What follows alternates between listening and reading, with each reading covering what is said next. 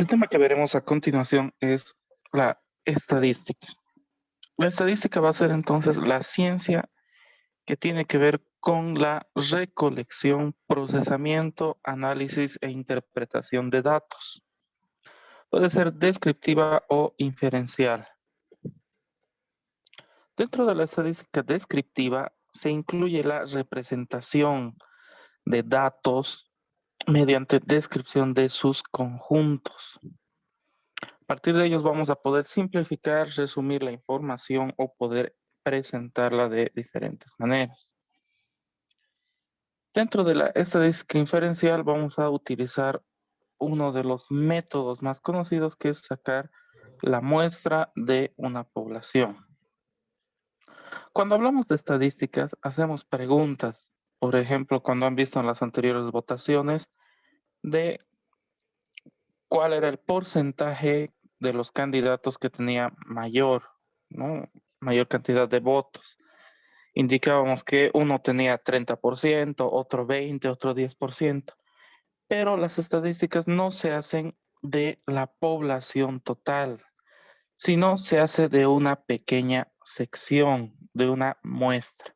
Entonces vamos a ir definiendo los datos como población y muestra. La población va a ser la cantidad o el conjunto general del que queremos hacer nuestras estadísticas. Cuando esta población es muy grande, o sea, tiene bastantes elementos, lo que hacemos es utilizar la muestra, simplemente unos cuantos. Por ejemplo, si quisiéramos hacer las estadísticas de este curso, de los que están pasando clases ahora, solamente son 20. Entonces la población total es 20, entonces son relativamente pocos. Podemos hacer directamente preguntando a cada uno de los 20 para armar nuestra tabla. En cambio, cuando hablamos de poblaciones más grandes, como por así decir todo un colegio, toda la universidad o toda una ciudad, ya no podemos ir puerta por puerta y preguntando uno por uno. Entonces, lo que hacemos es escoger una muestra, ¿no? Una pequeña cantidad y encuestar a esa pequeña cantidad. Una vez que hemos recolectado los datos, lo que se tiene que hacer es realizar la presentación de estos. Para ello vamos a utilizar diferentes opciones. Podemos representarlas en cuadro o tablas, simplemente con los datos. Podemos representarlo con gráfico de barras, gráfico de sectores circulares, histogramas o gráficas poligonales. Vamos a ir viendo uno por uno. Tenemos, por ejemplo, aquí que nos dice que al preguntar a 50 alumnos de segundo año por sus preferencias por las carreras profesionales que desean aspirar cuando terminen su secundaria. Estos contestaron a sus profesores de la siguiente manera. Nuestra población aquí está hablando de 50 alumnos. Entonces estamos indicando que son una cantidad relativamente pequeña. Cuando son cantidades pequeñas, no sacamos una muestra, sino trabajamos directamente sobre el total. Entonces se les ha preguntado, nos dice, ¿qué carrera desean estudiar? Vamos a ir realizando de forma detallada, vamos a colocar en el lado izquierdo las carreras que deseamos preguntar y si existen alguna otra que no está dentro de la que hemos anotado, colocamos siempre otros. Y empezamos a preguntar. A medida que vamos preguntando, vamos a ir anotando en forma de barras a las cantidades de respuesta que tenemos. Una vez que hemos finalizado de preguntar a todos los alumnos, ya expresamos estas barras como un número natural. 12, 8, 18 corresponden ya a los números. A partir de ahí sacamos los porcentajes, ¿no? Teníamos 12 alumnos que han indicado que van a estudiar ingeniería. Estos 12, ¿qué porcentajes representan del total? El total es 50. Tenemos que sumar todo esto y tiene que coincidir. Sacamos entonces con la regla de 3, multiplicamos 12 por 100 dividido entre 50 y obtenemos 24. De esa manera, entonces, es 24%. Y así sucesivamente a los demás. Recuerden, la suma de todos estos porcentajes me tiene que dar siempre 100. De esta manera hemos hecho nuestra tabla de estadísticas. Simplemente los datos representados en forma numérica.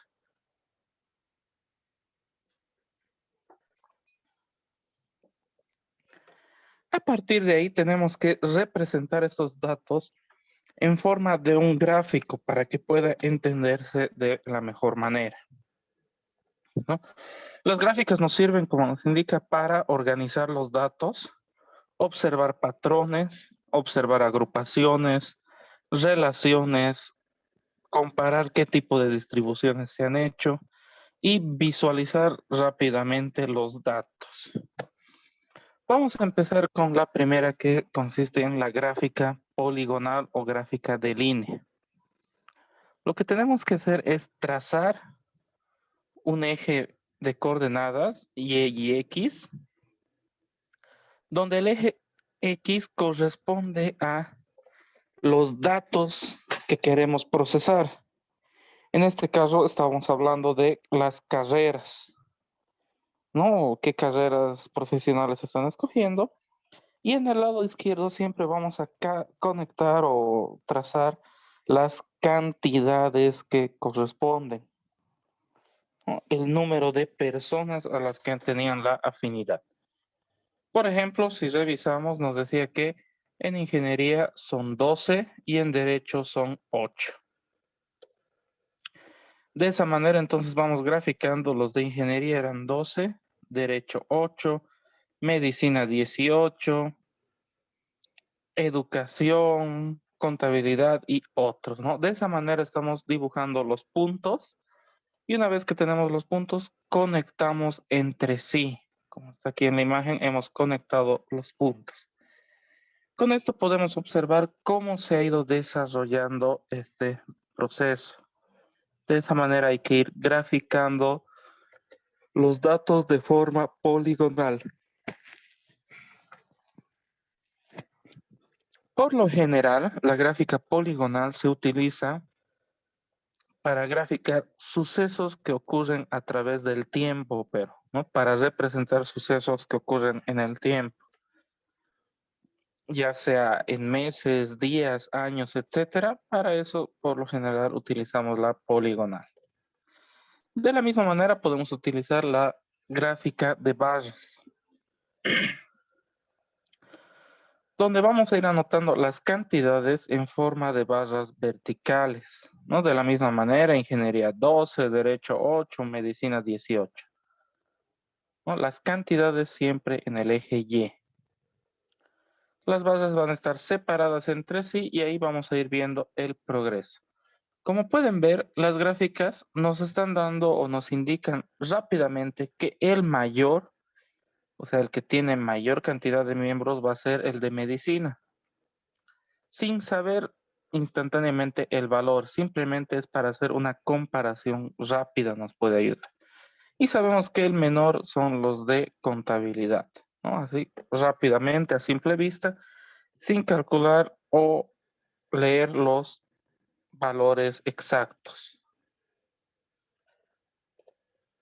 Vamos a tener de la misma manera los histogramas, que van a consistir de la misma manera en barras verticales que están unidas.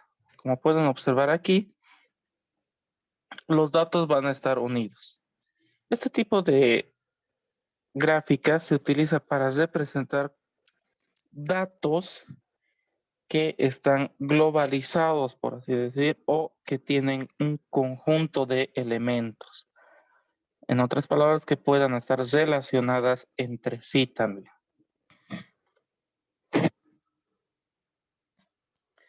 Por último, tenemos los sectores circulares, ¿no? El diagrama de círculo o diagrama de torta, llaman en otros casos, que consiste en graficarlo en secciones de un círculo. Como pueden ver, el mayor corresponde a medicina y los demás igual con sus respectivos tamaños. Para este gráfico es muy importante que se realice con las dimensiones exactas. El mayor es medicina, entonces no podríamos hacerlo más pequeño que los demás. Como pueden ver, el tamaño de estas secciones va en relación al número que tiene. ¿Cómo vamos a hallar eso? Como bien saben, un círculo tiene 360 grados. Y vamos a trabajar como 360 grados como el total. Y vamos a sacar los grados de cada uno. Para eso aplicamos la regla de 3 y multiplicamos, ¿no? 12, la cantidad de personas que correspondían a ingeniería, por el total de los grados, 360, dividido entre el total de alumnos que han sido encuestados. Nos da como resultado 86.4 grados. Entonces, para ingeniería tendría que colocar 86.4 grados. Paso al siguiente, derecho. 8 por 360 dividido entre 50. Me da 57.6. ¿No? 57.6 grados para derecho. Y así sucesivamente tengo que ir realizando los grados de cada uno para poder realizar las gráficas, para poder realizar la representación de nuestros valores.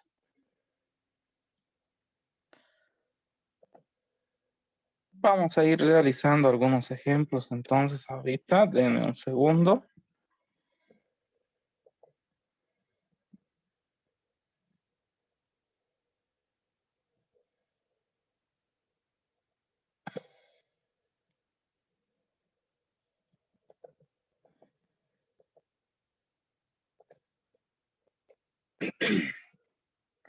Muy bien.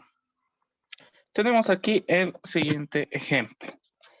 Se nos dice que se ha realizado un estudio para conocer el número de televisores que hay en cada vivienda en una determinada zona de la ciudad.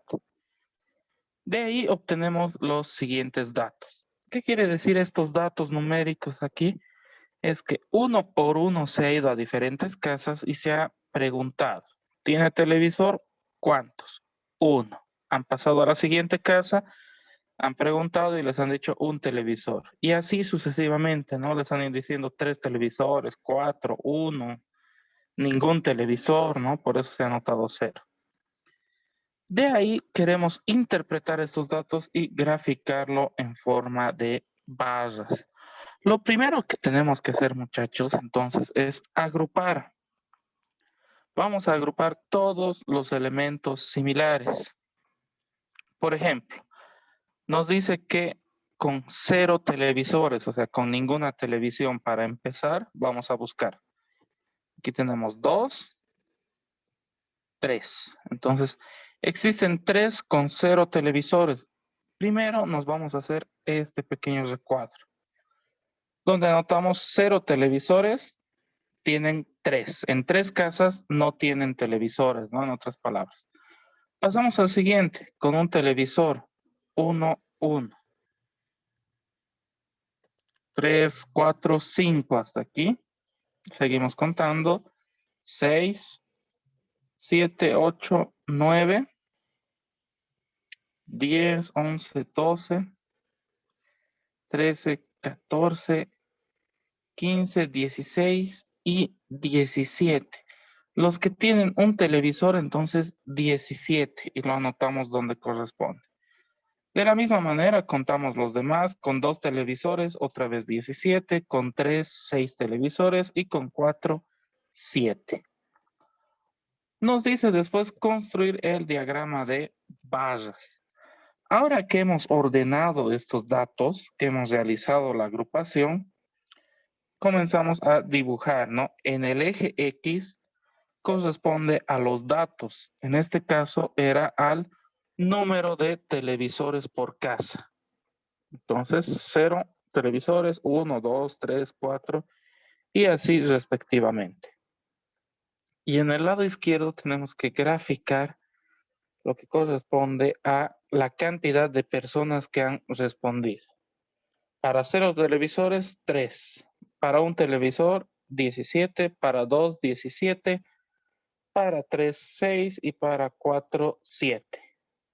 De esa manera, entonces, realizamos nuestra gráfica de barras para este dato estadístico.